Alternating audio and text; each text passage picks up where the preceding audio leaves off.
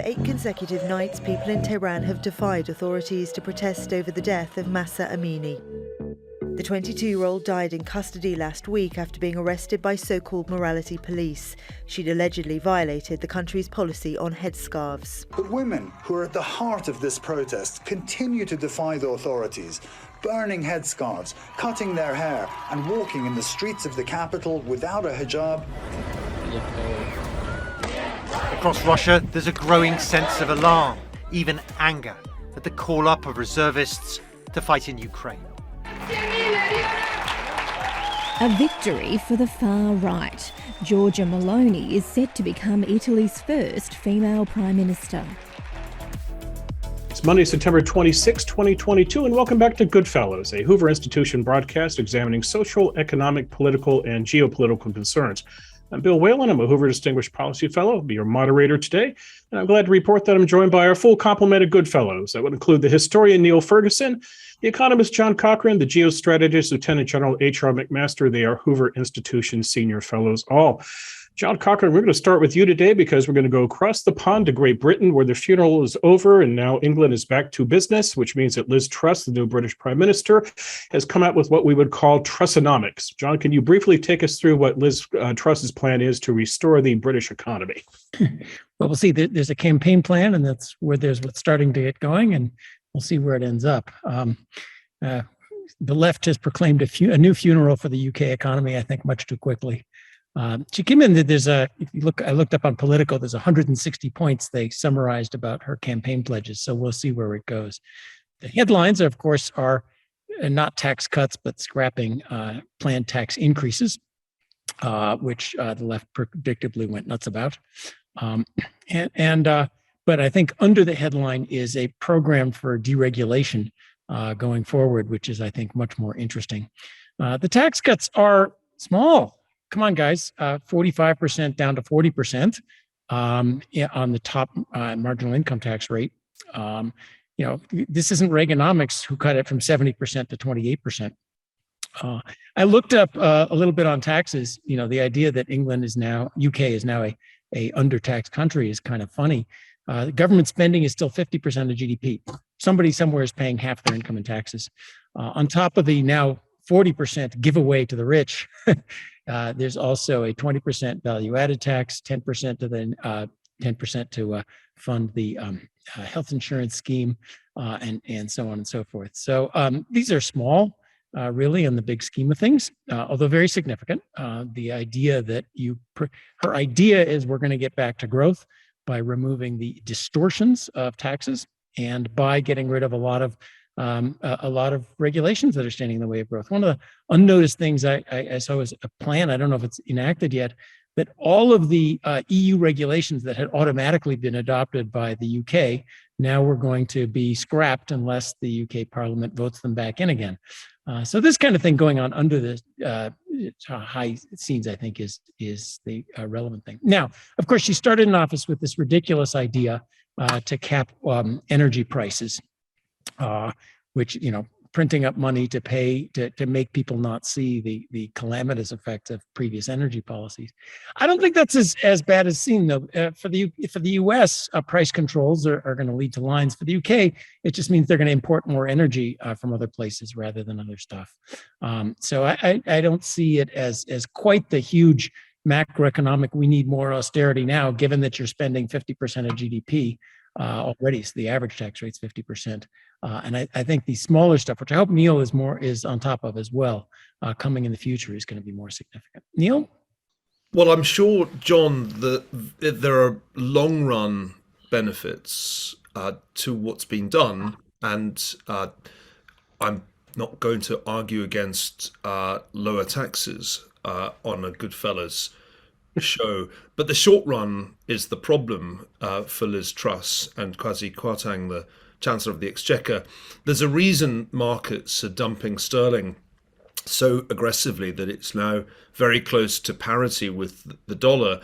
And I think it has as much to do with monetary policy as it has to do with fiscal policy. I think the fiscal problem is that if you add it all up, you're doing a pretty big deficit binge divided between tax cuts and subsidies to offset higher energy prices. But then you've got the Bank of England, which has been behind the curve in a way that makes the Fed look credible. And they blew it again last week by delivering only 50 basis points instead of the expected 75 basis points. It's a pretty dovish monetary policy committee. It looks increasingly like a less than credible governor in Andrew Bailey, and that, I think, is a big part of the problem. You've got the combination of an easy money policy and a fiscal, relatively easy money policy and a fiscal splurge, at a time when the UK economy is already in obvious difficulties.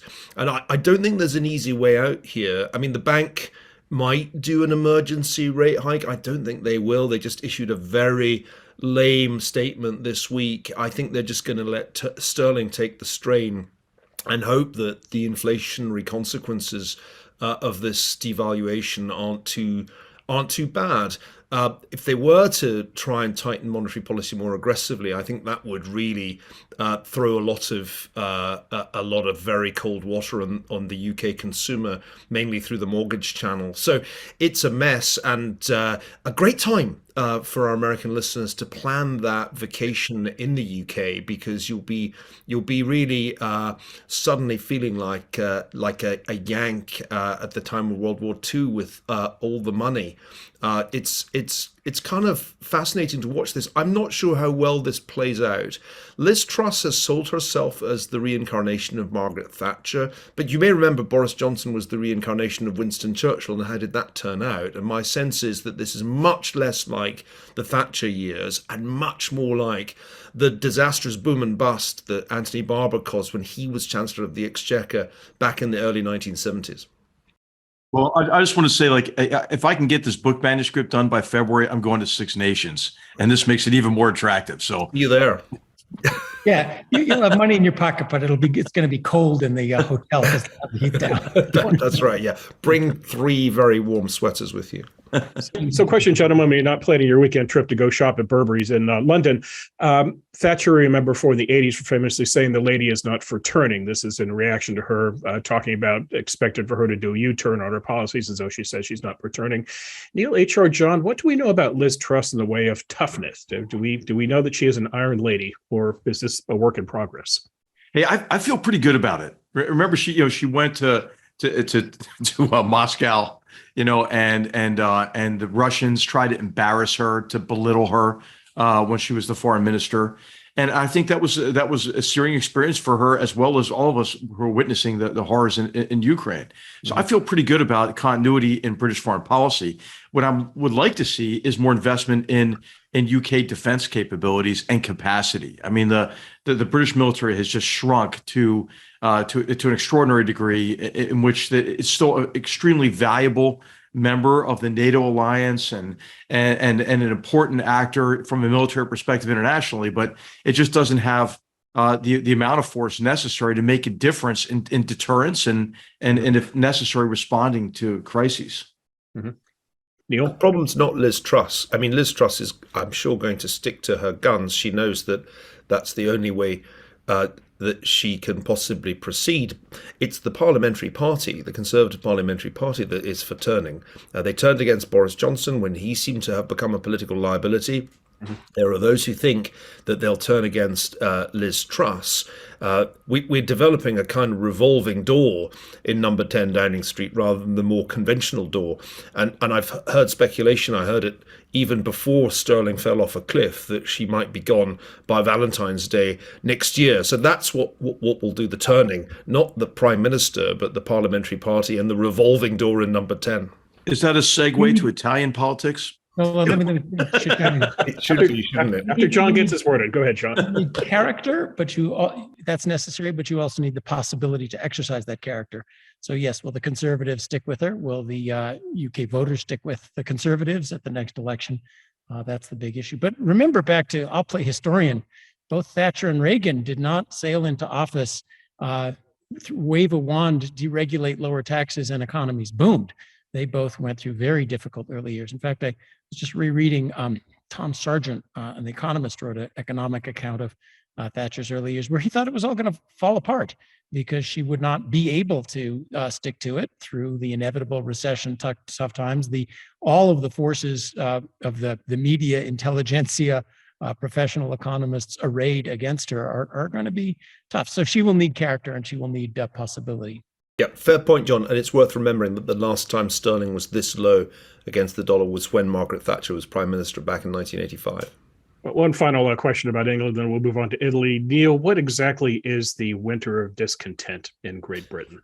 Well, this is a phrase redolent of the darkest days of the 1970s when the UK economy was still gripped by recurrent strike action. And so the winter of discontent is often seen as the prelude to the Thatcher premiership. It was after that she was elected prime minister, and of course it meant that she started off with a feeling that things really had to change, and that the politics of the 1970s had produced this unsustainable mess of high inflation and recurrent strike action. The situation for Liz Truss is completely different because she's coming into power when the Tories have been themselves in power since 2010. It's a lot harder to claim that you're going to transform policy if your own party has been in charge of it for the last 12 years. Remember also that Margaret Thatcher became Prime Minister winning a general election handily, and Liz Truss is only Prime Minister because she won a majority of votes from Tory party members. If there were a general election today, it's pretty clear that the Labour Party would win it. So politically, this isn't the winter of discontent. There may be a winter of discontent coming in Britain, and I think that's highly likely given the inflationary pressures and the big increases that people are going to see in their energy bills and probably their mortgages if they've got adjustable rate mortgages. So we could be looking at winter of discontent too, but this time a female Tory Prime Minister will be in power and will get the blame. Okay, let's shift now to Italy, and Italy now has a new prime minister, it appears. The people of Italy going to the polls this weekend. Her name is Giorgia Meloni. She is 45 years old, and she is a leader of the Brothers of Italy party. And John, Neil, and HR, the media have just having a field day with one word here, which is fascism. She is arguably the most right-of-center PM Italy will have had since Benito Mussolini. There's a historic parallel here. Next month marks 100 years since Mussolini's march on Rome and the rise of fascism in Italy. Neil, is Italy going to start putting on black shirts and marching around like 1922, or are we having a little bit of an overreaction here? No, it's not black shirt time or march on Rome 2 at all. I think if you read the New York Times, of course, it's always the rise of fascism somewhere in the world, isn't it? Yes. The Fratelli d'Italia is not a direct lineal descendant of Mussolini's party. It's one of those parties that has been identified with the cultural right in Italy. And if you listen to Meloni, she talks about family, she talks about church. She's an absolutely classic culture war politician, in that sense quite a modern figure. If you look at the policy detail, in fact she's a good deal less radical than Matteo Salvini, the leader of another right-wing populist party, the Lega. Salvini, if you remember, when he was doing well politically a few years ago, was anti-Europe in a pretty combative way, to the point of implying that he might take Italy out of the euro.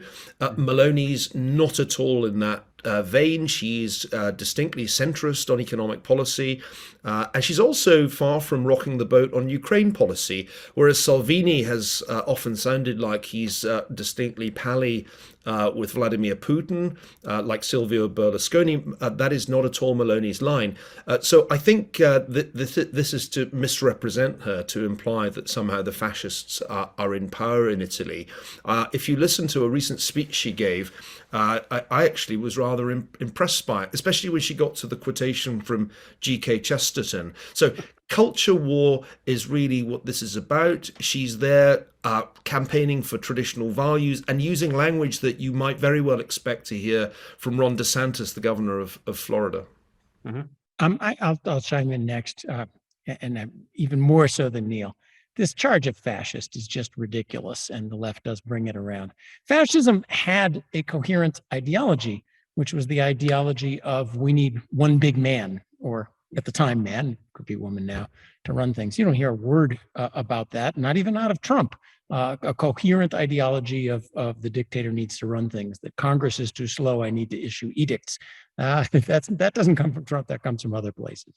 And it certainly doesn't come from Giorgia Meloni. If we're going to go to historical roots of parties, let me remind the New York Times, the Democratic Party is the party of insurrection. It's the party of the Confederacy. It's the party of Jim Crow. It was into the 1950s, the party of segregation now and forever. How do you like those historical roots? Let's look at where we are currently. Currently, yes, Ms. Meloni is fighting the culture war and the immigration issue. This is one that's not going to go away in Europe, and I think drives a lot of what's going on. And not just immigration. I'm all for immigration, but immigration by single men, immigration without assimilation, immigration by single men who come and are either not allowed to work or live on the streets and don't assimilate. This is a disaster in Europe, as our entire immigration system is a disaster in the US. And the peasants with pitchforks are rising up with it. And culturally, this sounds like Christian Democrats, not like fascists. The idea that family and traditional values and anti-wokeism, another thing that the disparaged peasants with pitchforks don't like. So that's a very centrist program as far as policy, and really throwing around the fascist label it devalues how horrible fascism actually was, to throw around that label at anybody to the left to the right of Bernie Sanders. HR question for you. Silvio Berlusconi was also on the ballot in Italy. He is running for a Senate seat. He's relevant in this conversation because it's his Forza Italia party is a junior partner of the coalition led by Meloni's party. Berlusconi turns 86 this week, so I guess he's getting maybe a little too old in the tooth for bunga bunga parties. But yet here he is on Italian television. HR, he said the following, quote, Vladimir Putin, quote, Putin was pushed by the Russian population, by his party and by his ministers to invent this special operation. The troops were supposed to enter, reach Kiev within a week, replace Zelensky's government with decent people and then leave. Instead, they found resistance, which was then fed by arms of all kinds from the West. HR, is Berlusconi living out at his own island, or is there any appetite for this conspiracy theory in Europe?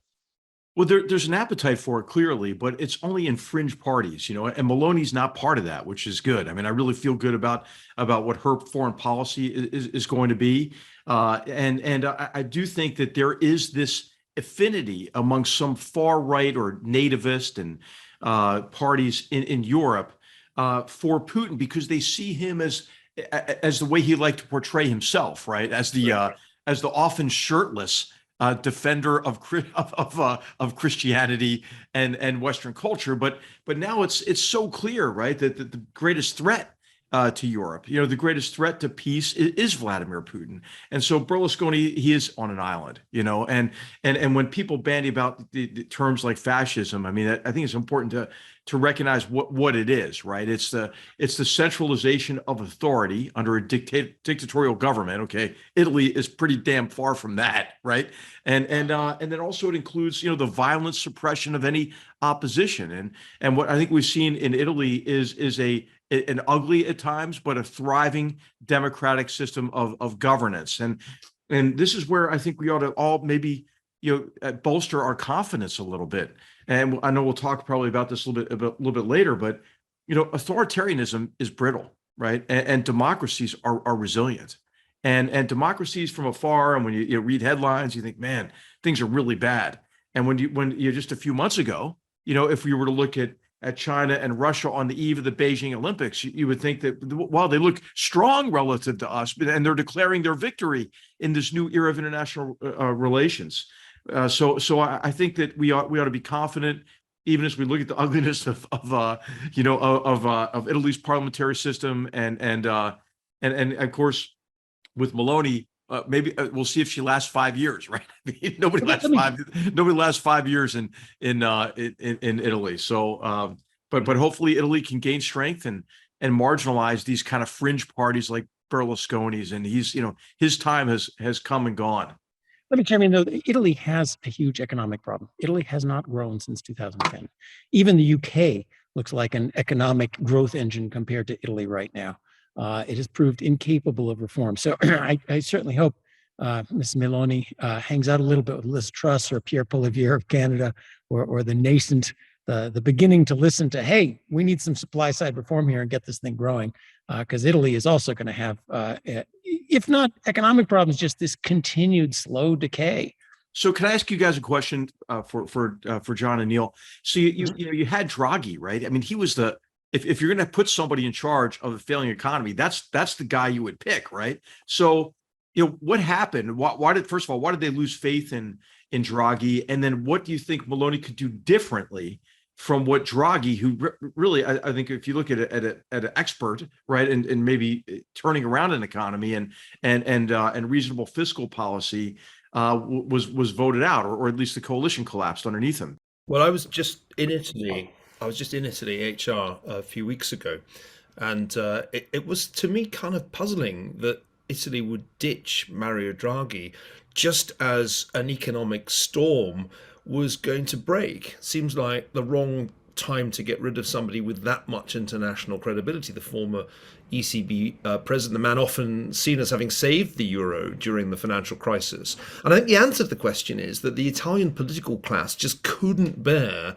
being relegated to irrelevance. A year ago, it felt as if Italy was a monarchy with King Mario in charge, and the usual political players essentially reduced to entertainment value. And I think ultimately the political class could not take it anymore. And with Berlusconi playing an important part, they basically pulled the rug out from underneath Draghi and forced these elections to happen. What can they do with this mandate that they've won? I think that's a really tough question. And it's interesting to me that the campaigners focus so much on cultural issues. I think that's because economically it's extremely difficult to know what to do, given the problems that John alluded to. You've got this very large public debt. You're constrained in monetary policy by your membership of the euro, and the structural reforms that you really need to do are going to be by definition unpopular with significant groups, public employees, unionized workers, etc. So I think the truth of the matter is this will not be a strong government. There already are obvious divisions between Meloni and Salvini, and I expect they'll be jockeying for position as these coalition negotiations unfold. I suspect none of this solves Italy's economic problem, but it does show that culture war politics works in an election. And this, I think, is a lesson for the British Tories. When I was last in London, I was talking to a bunch of people who are now involved in that government. And I said, you guys don't talk much about the culture war issues. You don't really spend much time complaining about wokeism. You still tend to focus on economic issues. It almost feels like I'm in a time machine and I'm back in the early 80s. And they said, well, these culture war issues aren't very politically relevant here. People are interested in taxes. They're interested in bread and butter issues. We'll see about that. My sense is that betting the future of the Conservative Party on a version of 1980s economics might not turn out to be so electorally smart. And let's a question now is for U.S. politics here. So if you look at the Italian election, the Italian Democratic Party ran on a very simple message, quote, alarm for democracy. At the same time, Meloni was running very strong on issues like secure borders, no to mass migration, no to bureaucrats in Brussels. Neil, what are the take-homes for American politics here? For the U.S. Democratic Party, are you alarmed by what happened in Italy, or is U.S. and Italian politics just too far apart? Well, I think the way in which she campaigns is slightly different from the way you described it. And part of her appeal is to traditional family values, family, church, nation, and against, and she's very explicit about this, against the kind of ideology that would blur gender distinctions, that would emphasize the cosmopolitan over the national. And that kind of argument, which I would call culturally conservative, is very powerful. And it's a successful part of politics in other European countries too. It's central to what Viktor Orban does in Hungary. And I think it does work in the United States rather well. And I suspect that that's why Ron DeSantis is going to be one of the strongest players, the strongest contenders when it comes to 2024, because he's mastered this kind of politics. He's much better at that kind of discourse than Donald Trump, who increasingly is self-obsessed and retrospective and just wants to ramble on at rallies about why he really won in 2020, which, frankly, not even the most ardent QAnon Trump-supporting types want to hear. Hey, just if I could just interject something here, I think also for Meloni, the strength for her, it wasn't a holier than thou campaign, right? She didn't say, "Hey, I'm right, all of you are screwed up." I mean, her personal story was quite compelling in terms of where she came from. You know, the story that she would tell that was relevant to an important cultural issue of abortion was that her mother was going to abort her until the last moment. And so she doesn't condemn people who are seeking abortion, but she says, hey, I think we should look for any kind of alternative to that. We ought to be more supportive in society for those who are struggling with a pregnancy, for example. So I just think that she was a compelling figure. And what's interesting to me is, here you have really two very strong women, right, who are coming into the prime ministerships of their countries, and in Italy, the first one since since Italy was unified in 1861. And instead of extolling what a great victory this is, on the left you have people criticizing them, and trying to label them as either inept or inadequate in Liz Truss's case, or a fascist, right, in Meloni's case. So I just think it's an interesting double standard, and it needs to be called out, because I think both of these leaders are going to surprise in terms of their effectiveness. I just want to take issue also with Niall's idea that the only economics that are actually going to save our countries are hopeless as a political issue. Great politicians don't just listen to what voters say and assemble something that does. They lead. Reagan and Thatcher were able to explain to average voters how what we're going to do is going to make us all better off, and turn those into issues that average voters would vote for. So right now it's not very salient, but I think Liz Truss has basically 2 years to explain to the average voter in the way that Reagan and Thatcher were able to do. I'm very interested by this guy Poilievre in Canada, who's going around explaining to average voters how standard economic freedom ideas are going to make the whole country better off. So let's not give up on leadership in democratic societies and just view politicians as assembling a list of prejudices that gets them elected. But fiscal responsibility was always part of Thatcherism. And if one looks back at the early years of Thatcher, she didn't just cut taxes. Actually, she put taxes up in order to try and stabilize Britain's fiscal position. And I'm really very wary of people who say this is Thatcherism 2.0. It's not. Thatcher would never have taken the risk that the Conservative government took last week. I'm quite clear about that. Notice also, this is a very inexperienced cabinet, probably the least experienced in modern times, whereas Thatcher, when she won, had a cabinet full of many more experienced people than her, often people who had opposed her, but nevertheless had experience. I think it will turn out to be one of the big mistakes that Liz Truss has made, that she's got rid of experience and brought in only loyalists. Again, not a Thatcher move. Let's turn our attention to a third woman. Her name is Mahsa Amini. She is a 22-year-old Iranian woman who died in a hospital 3 days after being apprehended by her country's morality police and taken to a quote-unquote re-education center. Her crime was not abiding by the state's hijab rules.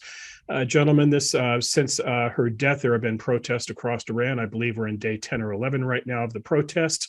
Not the first time Iran has seen massive protests. It's also not the first time we've seen movements against the hijab policy. HR, what, if anything, is different this time around? A number of things are different, right? So there are continuities and differences. There are continuities in previous sort of protests and that we've seen. 2009, of course, were massive protests in Iran, and then really even as recently as 2018, some very significant protests across the country. And as you might recall, after the killing of Soleimani, and then the Iranians shot down an airliner, there were protests there as well. But what is been different about this is it's being sustained over multiple days, and it's national, it's widespread. And so far, the IRGC and the Basij, right, the Iranian brown shirts who are called out to beat down and kill protesters and intimidate them, have been unable to stop it.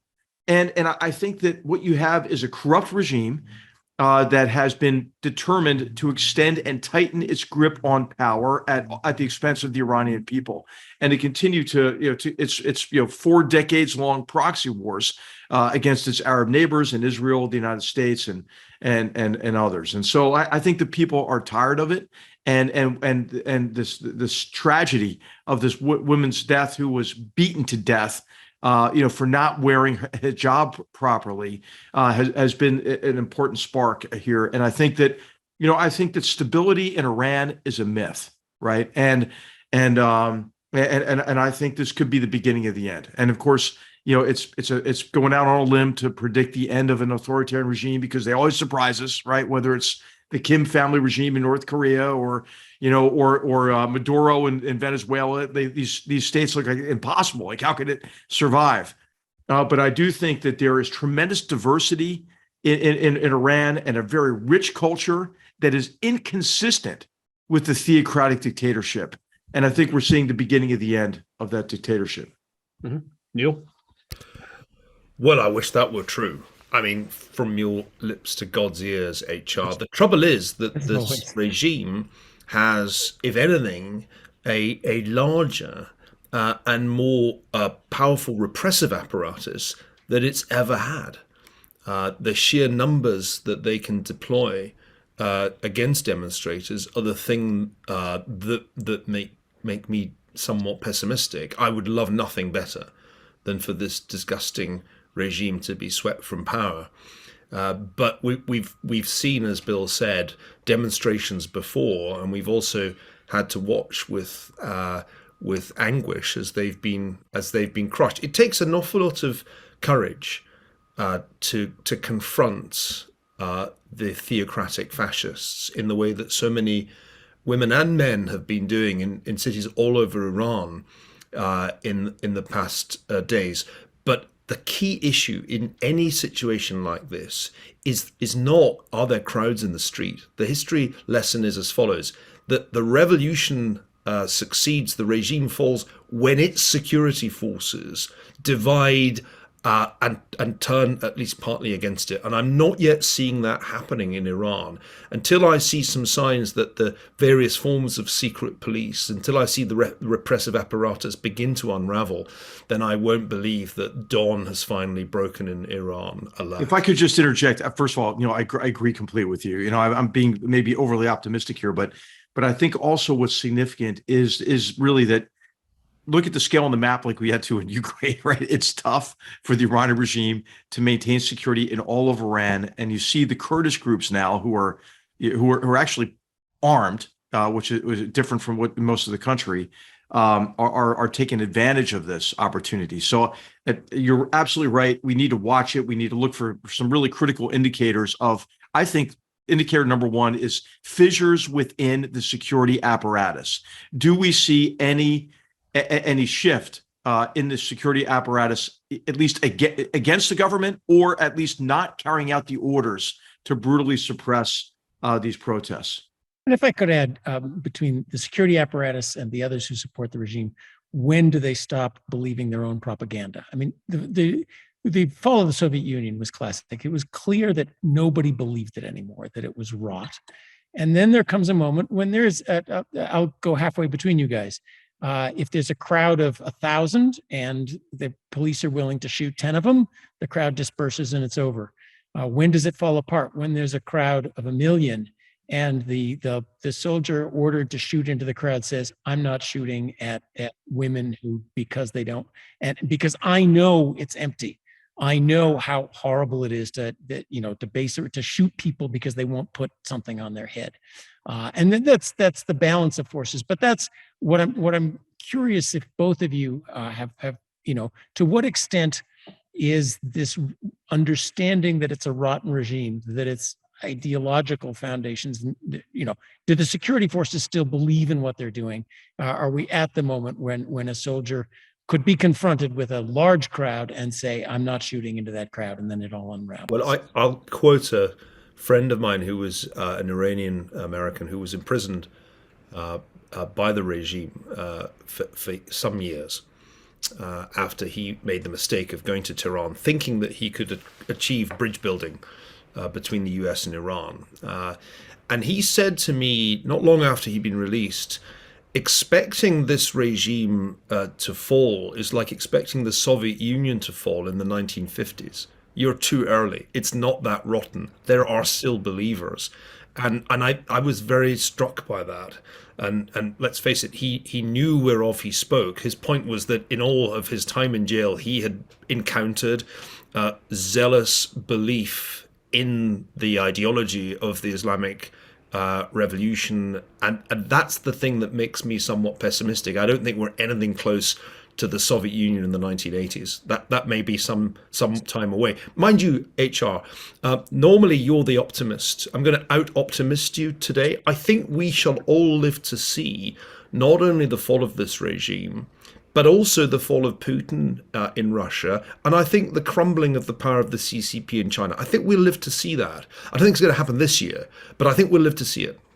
You know, I'll say I agree with you, Neil. I agree with you, and I think on Iran, you know, it's important to note, right? We always skip over the civil war phase of the revolution, right? This was not a revolution that delivered, you know, sort of a consensus for a theocratic dictatorship, and you know, it was the revolutionaries versus the Republicans, and the Republicans lost, and they've been losing more and more ever since. But they still exist in Iran, and so many of them live in Houston, Texas, you know, or in Southern California. I mean, but hey, but in Iran still there is a strong element of the population who are in that Republican camp, right? And the other thing that I want to call on Elon Musk at this moment and ask him, please deliver Starlinks, you know, to Iran, to China, to North Korea. I think the most important thing we could do at this stage in this competition that we're in with these authoritarian dictatorships is to poke holes in their firewalls, right? To give the people access to alternative sources of information. And we've seen the power of Starlink in bypassing these firewalls in Ukraine, because it's what allowed the Ukrainians to establish an alternate means of secure communications for military purposes. But I really think there's tremendous application for this and other technologies that can get over those firewalls and reach people with alternative sources of information. 3 days ago, HR, I heard Elon Musk commit to making Starlink's satellite servers available in Iran. The problem is getting the terminal, the hardware, into Iran, because of course, in the case of Ukraine, the Ukrainians were eager to get Starlink terminals in to keep their communications going after the Russian invasion. This is a different case, but I think it was highly significant that Elon was willing to make that commitment and then to make it publicly. So this is different in the sense that I think the Biden administration and its unlikely ally, SpaceX, Elon Musk, are a more formidable combination than we ever saw in the Obama years. Because whether it was Russia and Ukraine or revolution in Iran, the Obama administration was extraordinarily weak in its expressions of 2009 was heart crushing to me that they didn't support and that. 2014, when in the end the Russians were able to annex Crimea and take part of eastern Ukraine without really paying any significant price. I think we must give credit where it's due. The Biden administration is looking a lot tougher on foreign policy at this point than the Obama administration ever did, and I give Jake Sullivan. That's a low bar, Neil. But in the spirit of bipartisanship, I think this is a much better performance this year compared with last year, when, of course, we had the debacle in Afghanistan. I heard Jake Sullivan speak at the weekend. He gave an extremely effective performance in answering some key questions we've discussed on this show, including the question of Putin's nuclear threat. And I thought he gave an extremely good answer to that, one that you'd have been proud of, having done that job yourself. Right. Since Neil mentioned him a minute ago, we seemingly can't do a show without invoking Vladimir Putin in some way. So here we go.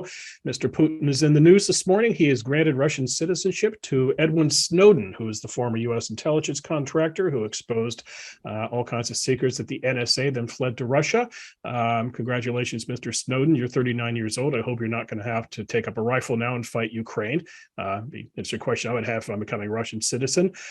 Neil, a question for you. So Putin was on television last Wednesday, and he said the following to the Russian people, quote, "If there is a threat to the territorial integrity of our country and in protecting our people, we will certainly use all means to us.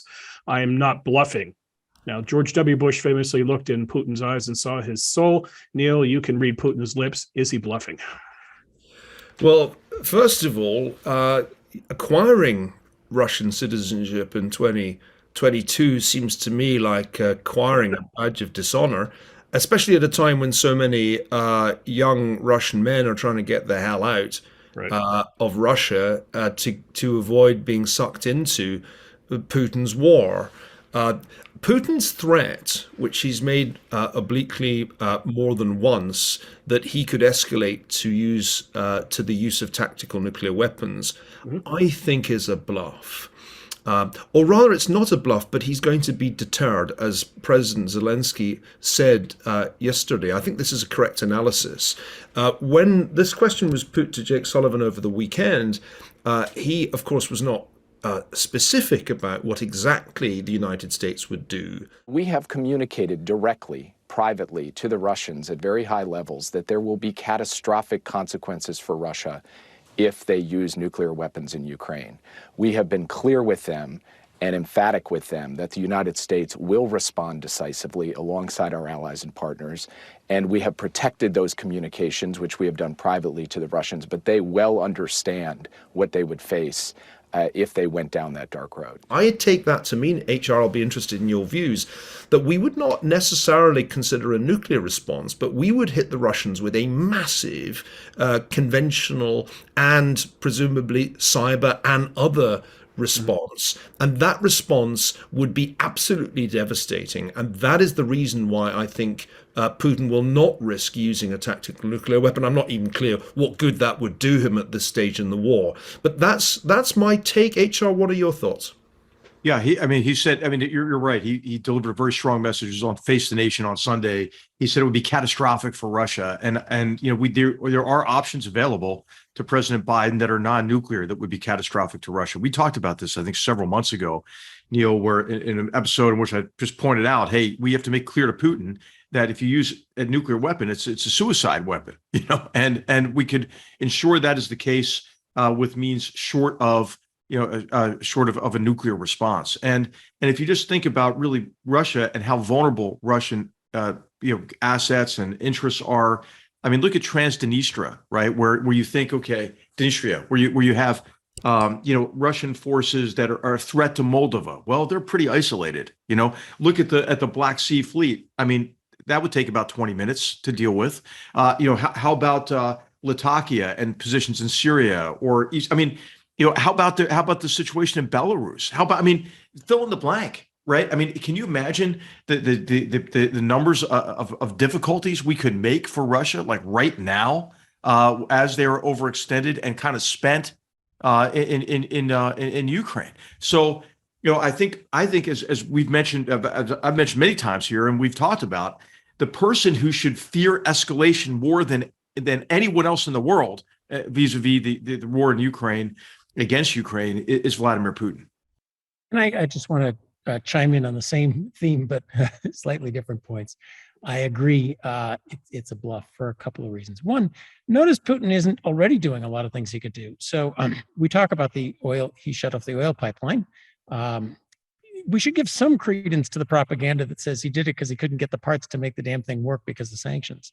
There's a second oil pipeline, a gas pipeline, running through Ukraine to Europe, and gas is flowing nicely through that pipeline. So even the idea that he's using gas as a weapon is an open one.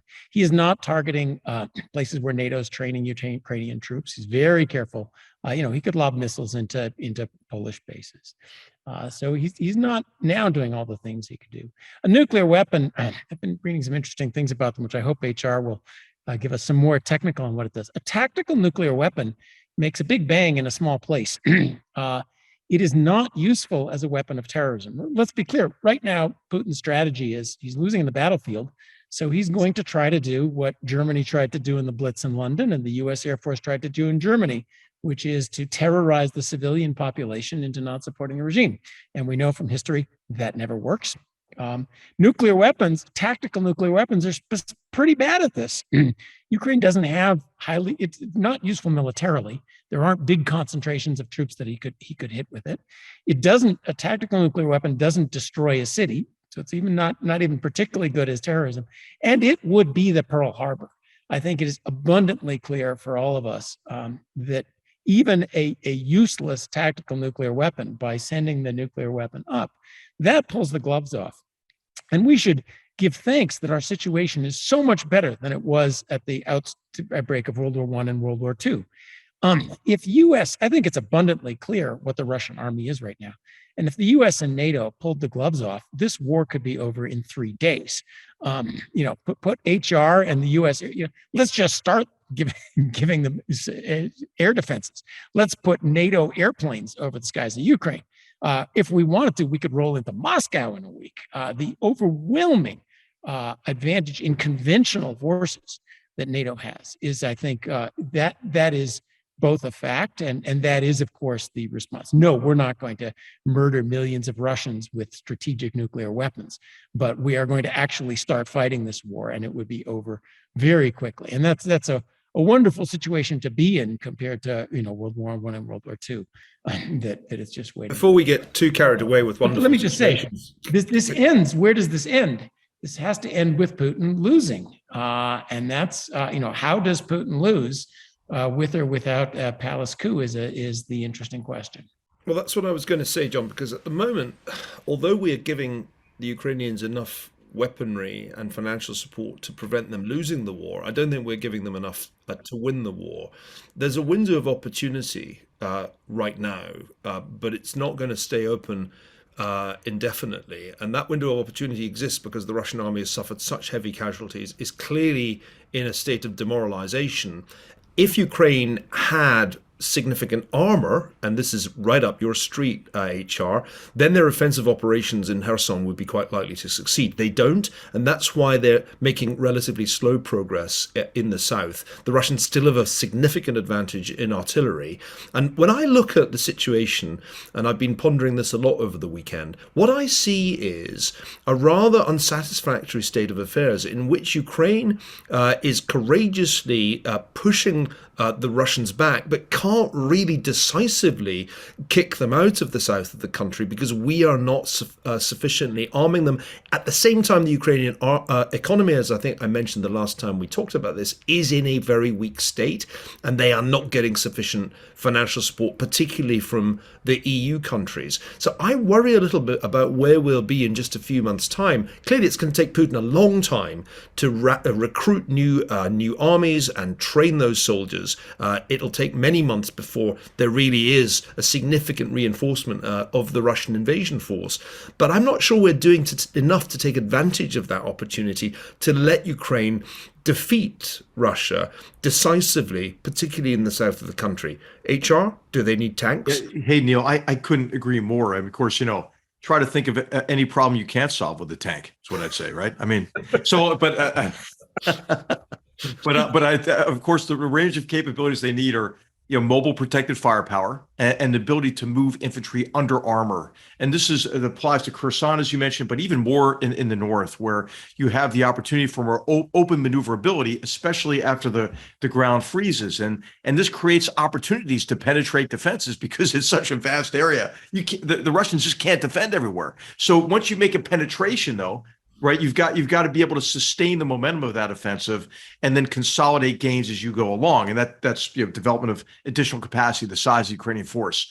But now we're starting to see, and again, we called for this like in March, of this year, is intermediate range air defenses, right? And I mentioned a French and Italian system back then. I forget what episode it was, but we now Ukraine is finally getting these intermediate range systems. It's a joint program developed by Norway and the U.S. and that's going to be very significant and important, especially as Russia has been bolstering their capabilities with these Iranian drones and some of these suicide Iranian drones. So the battle for the air is still ongoing, right? And of course, air supremacy is important for an offensive because a maneuver formation concentrated to defeat a defending enemy is vulnerable to air and fires. And then also what's extremely important at this stage is long-range surveillance capability with a lot of endurance. And this is the American-made MQ-9 Reaper. I mean, we're talking about Gray Eagles. Okay, Gray Eagles are great, right? But how about MQ-9 Reapers? I mean, what that would do is it would allow these aircraft to operate over Ukrainian airspace and see past Crimea into the Black Sea. Then what you do is you combine that with various forms of ATACMS, especially the long-range variety of these systems that we've been providing. I mean, so I think take the gloves off now. I think you're right. This is a fleeting window of opportunity. And I reject the conventional wisdom that the more that Ukraine succeeds, the more dangerous the situation becomes. The most dangerous situation would be if Russia could claim some sort of victory here and our will buckles. And I don't see that happening. I feel good about the situation, but I think you're absolutely right that the time is now to stop taking counsel of our fears and help the Ukrainians win this fight, which is regaining at least the territory taken since February 24th, and then suing for peace on favorable terms. Final question, guys. We got to go here. We have referenced 5 entities on this show right now. Let me recite them to you. And Neil, I want you to tell me which of these is the most endangered species and which is the most thriving species. Liz Truss, Giorgia Meloni, the theocracy in Iran, Vladimir Putin, and since we gave passing mention to him and he was the subject of crazy coup rumors over the weekend, Xi Jinping. Xi Jinping is much safer than those crazy rumors suggested. There was never any substance to that. He looks to me to be in the driving seat in Beijing, and I don't expect the party congress to be anything other than a Xi Jinping thought love fest. I'd say the person in the most vulnerable position on the list is in fact Liz Truss, because the position of prime minister, particularly a conservative prime minister, is entirely dependent on the goodwill of conservative MPs, and they have become as volatile a group of people in politics as you'll find in any democracy in the world. John, agree or disagree? Liz Truss is the most vulnerable because she is the least important. If she loses, another conservative's in for a while. There's another election. We talk about tax rates, maybe 42% instead of 40% or 45%. And, gradually, slowly but surely, the West comes to grips with the fact of the supply problem in economics and all the other problems of our politics. Putin is the most consequential, I think, because I agree entirely with HR. The best thing is every Russian out of Ukraine now while the momentum's hot, back to the borders that we promised to enforce in the 1990s. Then Putin loses. Now, Soviet Union lost in Afghanistan. They didn't immediately go under because of that. But the rest of the world is watching. And the Iranians, Xi Jinping, and all the rest of it, all the southern border, the Indians, everyone's looking. And when Putin loses, I think that has an immense salutary effect on everybody else on the axis of evil here being in more trouble.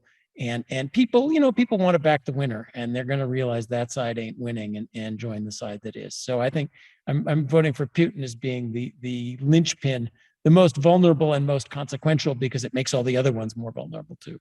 HR, you get the last word.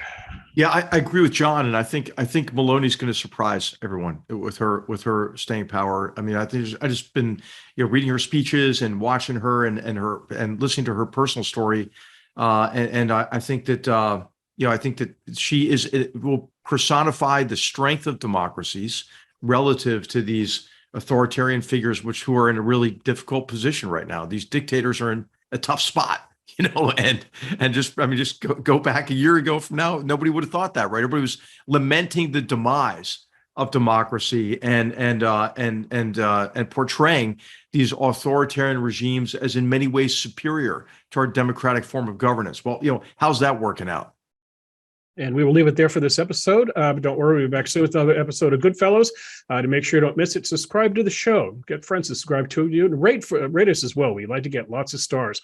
Also, go to hoover.org and sign up for the Hoover Daily Report. Anytime Neil, John, and HR are in the news, writing or commenting on something, you'll find out. On behalf of the GoodFellows, Niall Ferguson, John Cochrane, HR McMaster, all of us here at the Hoover Institution, we hope you enjoyed today's show. We'll see you soon.